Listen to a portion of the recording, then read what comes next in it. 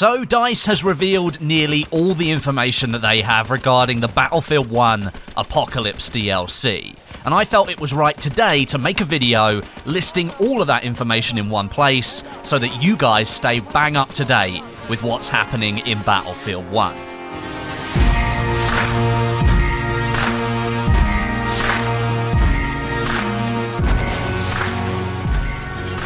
Yesterday, I released 3 videos with footage of 3 of the new maps coming to the Apocalypse DLC, and I think it's safe to say that most of you enjoyed what you were seeing. Now today I'm going to round up even more information because DICE released some extra parts in a blog post as well, and that way you'll be fully up to date. For the future, however, make sure you guys are subscribed to this channel and you've got notifications switched on as well. Click that little bell icon and make sure it's activated, and you'll get notifications for all of my Battlefield 1 videos as soon as I upload them. As soon as I get any info regarding updates, patches, and new content for Battlefield 1, I'll be letting you guys know. Okay then, let's get on with this list. First of all, we're going to start with maps coming to this DLC. Now yesterday, I released footage of 3 of them, and then DICE announced 2 more in their blog posts, giving us 5 new maps for the Apocalypse DLC. Now, let's talk about those 2 further ones first, because obviously we haven't seen those yet. These 2 are focused on aerial combat. DICE appears to be making quite a distinct split in the DLC again, where 3 of the maps are focused on insane infantry combat during World War I, and the other 2 on aerial combat. Now, the first of these 2 new maps is called Razor's Edge, and here's the concept art for it.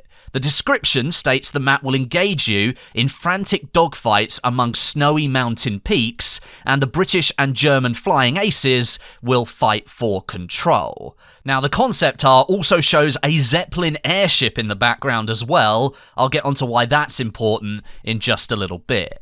The second map is, rather excitingly, called London Calling, and it appears to take on a similar form as the map available in the single-player missions in Battlefield 1's campaign. The description states that players will join aerial battles above the British capital city in the new Air Assault game mode.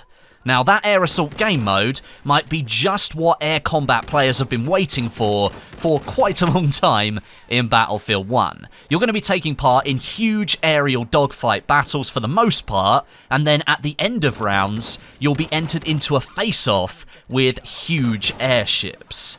Now, not much more info is available right now, but you can be confident we'll be getting some more clarification soon. It does sound really awesome to get an aerial game mode in Battlefield 1, especially without all the lock-ons that you get with modern jets. It's just going to be you and your controls fighting against other pilots. It sounds really, really cool.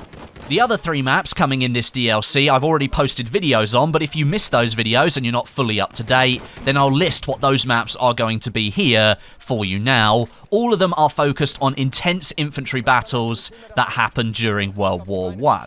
Now, the first is called Caporetto, and it pits the Austro-Hungarian Empire against the Italian army in a clash near the banks of the Isonzo River. The map is set up in a conquest assault layout, and the Austro-Hungarians need to push down the mountainside and capture strategic points focused on the map. The second is called Passchendaele. This map is completely destroyed, and it's full of the remnants of a town after an artillery bombardment has just obliterated the ground. It's a smaller map than Caporetto, and it uses the standard Conquest game mode. And lastly, we have River Somme. This is a far more scenic map than what Passchendaele is, and it takes place in the wheat fields of France just before they are completely transformed into hell on earth, that I think is what most people associate when they hear the word Somme. Now, having played those 3 maps already, I really like Passchendaele, but just so that you guys know, there will be tests going live on the CTE this weekend where you guys can play these 3 new maps and get a feeling for them. So if you're not downloaded and up to date on the CTE, turn your console or PC on right now and get that update downloaded. From Friday night onwards, there will be tests of these 3 new maps. So that's the Air Assault game mode and the maps out of the way. Let's move on now to weapons and gadgets arriving in the Apocalypse DLC. There are 6 new weapons coming, and they are spread across the main 4 infantry classes. The Assault gets the Rsc Smg. This weapon has just an 8-round magazine with 1 round in the chamber. That's 9 bullets in total before you have to reload. It's quite a small amount. And as the name suggests, it's based off of the Rsc self-loading rifle that we already have from the French DLC. It appeared to do significant damage per round, however, so this could be a good weapon to use. It will come in factory and optical variants. The medic class is getting the Howl Rifle.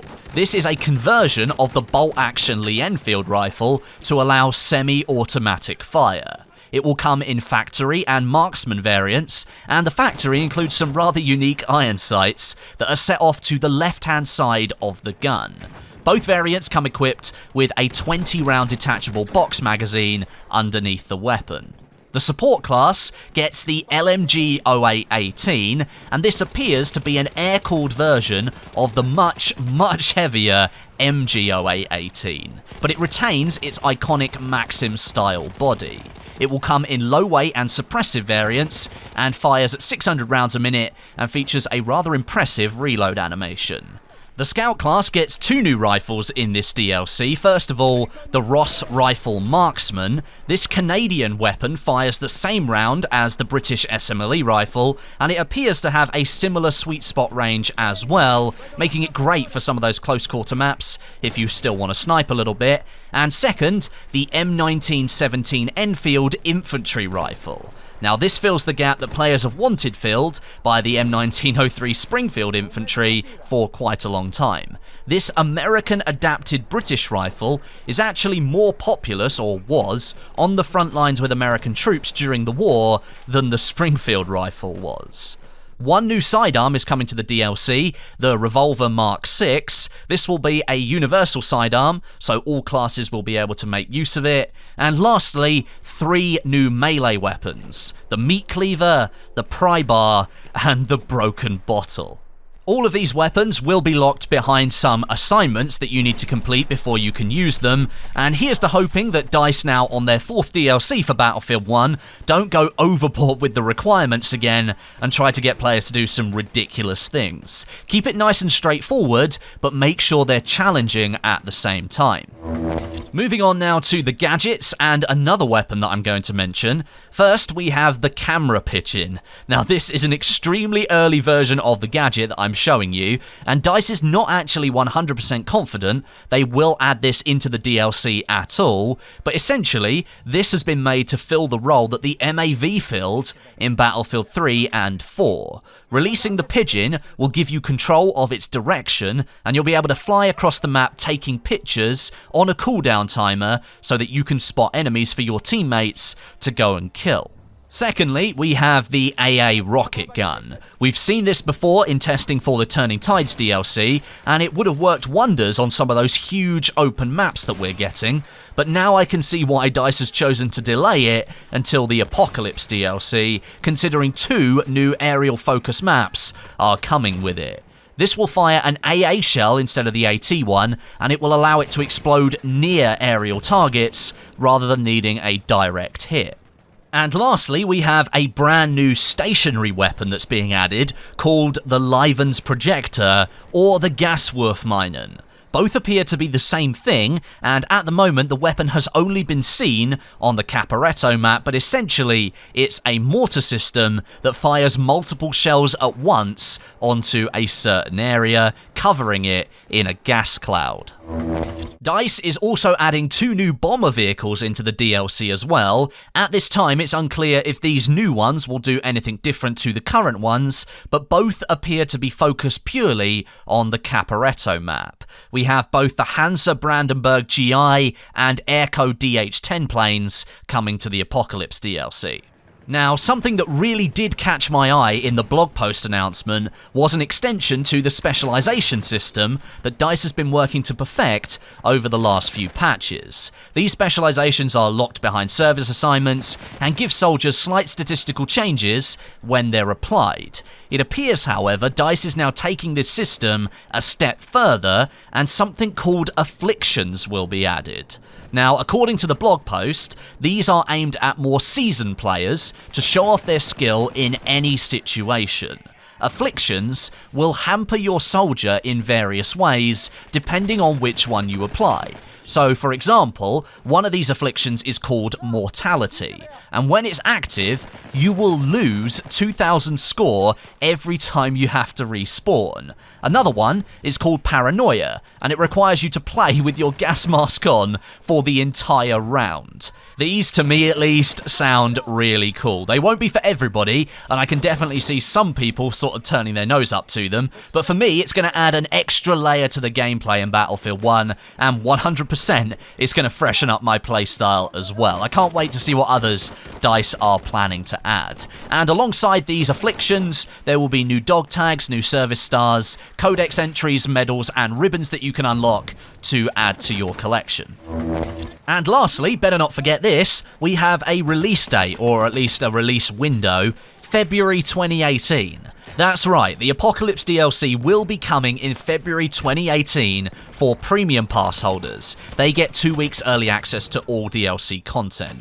Now, it's unclear at this time if DICE will be splitting the DLC release, as they did with Turning Tides, but considering the similar split in map style here that Apocalypse has, with 3 maps being infantry focused and 2 aerial focused, I wouldn't be surprised if DICE did split it in half, although nothing has been confirmed beyond that February 2018 release date.